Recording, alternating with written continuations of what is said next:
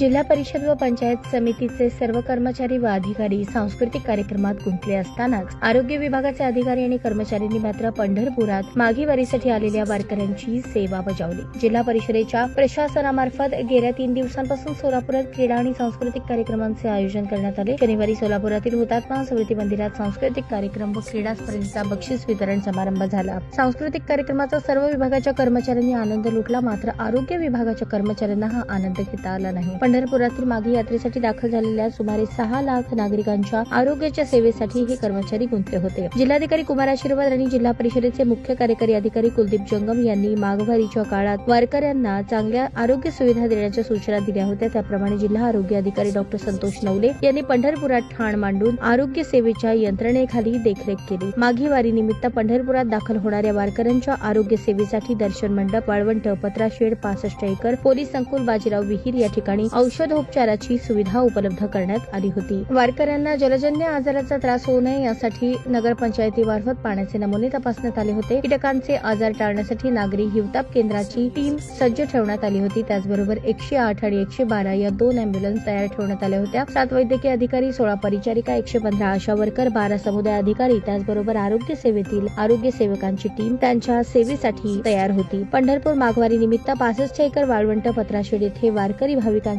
दिलेल्या आरोग्यदायी सुविधांची जिल्हा आरोग्य अधिकारी डॉ. संतोष नवले, तालुका आरोग्य अधिकारी डॉ. एकनाथ बोधले यांनी भेट देऊन पाहणी केली। तसेच आरोग्य कर्मचाऱ्यांना सूचनापर मार्गदर्शन केले। जिल्हा परिषदेची आरोग्य आणि नगरपालिकेची यंत्रणा कार्यरत असल्याने वारकऱ्यांना आरोग्याचा त्रास जाणवला नाही। आरोग्य विभागाने केलेल्या सुविधांचा अनेक वारकऱ्यांनी लाभ घेतला। अशाच नवनवीन अपडेटसाठी जनता राज्य न्यूज चॅनलला सबस्क्राईब करा, लाईक करा आणि शेअर करायला विसरू नका।